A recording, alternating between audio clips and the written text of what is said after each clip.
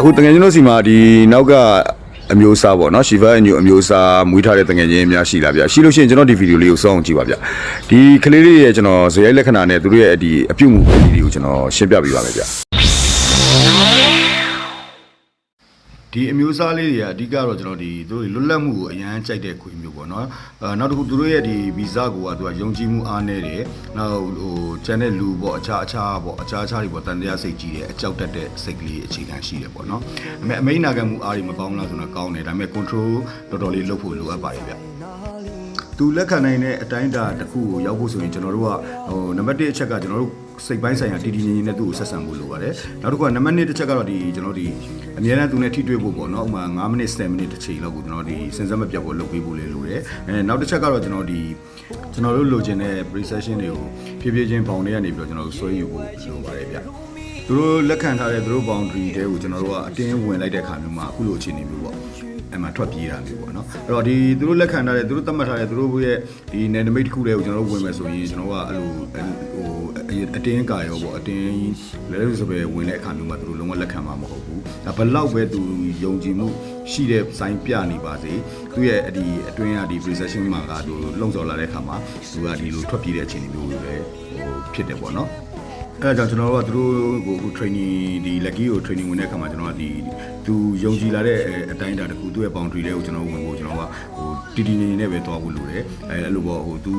စိတ်ကိုယုံကြည်မှုမရှိတဲ့အခြေအနေမျိုးမှာဆိုရင်ကျွန်တော်ကအလုံးဝခက်ခဲတဲ့အခြေအနေမျိုးရောက်သွားနိုင်တယ်ပေါ့နော်အဲ့တော့သူလက်ခံထားတဲ့ precision ကိုကျွန်တော်တို့လိုချင်တဲ့ precision ဘက်ကိုချိန်ရင်းဖို့ကိုဖြည်းဖြည်းချင်းတွားဖို့လိုပါတယ်ဗျနော်အဲ့တော့အတင်းကြီးကျွန်တော်တို့PR နဲ့တွားပြီးတော့လုပ်တာမျိုးလုပ်လို့မရသလို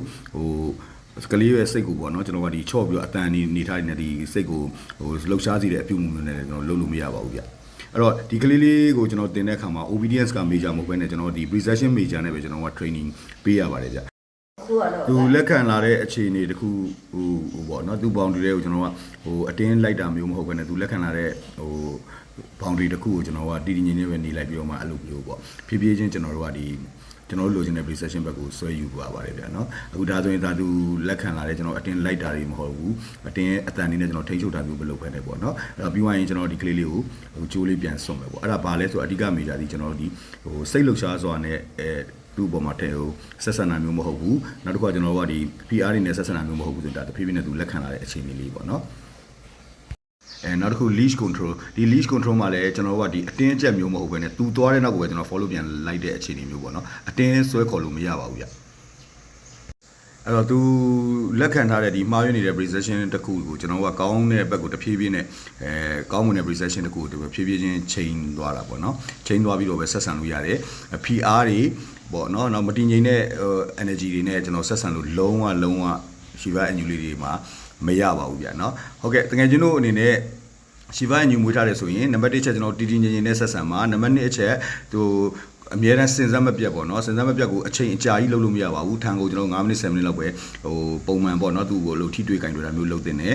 နံပါတ်3ချက်ကတော့အရေးကြီးဆုံးဖြစ်တဲ့သူ့ရဲ့မှားယွင်းနေတဲ့ precision တွေကိုကျွန်တော်တို့ကပြောင်းဖို့အတွက်ကိုကျွန်တော်တို့စိတ်ရှည်ဖို့လိုအပ်ပါတယ်ဗျာเนาะဟုတ်ကဲ့ဒါကတော့ဒီနေ့ Shiva Inu လေးရဲ့ကျွန်တော်ဒီစိတ်နေသဘောထားနဲ့သူ့ရဲ့ဒီအပြုတ်မှုပိုင်းလေးတွေကိုကျွန်တော်ဒါရှင်းပြပေးခြင်းဖြစ်ပါတယ်ဗျာဟုတ်ကဲ့အားလုံးကျေးဇူးအများကြီးတင်ပါတယ်ကျွန်တော် Hi-Fi Training School founder မျိုးမင်းပါ You ready? Let's go!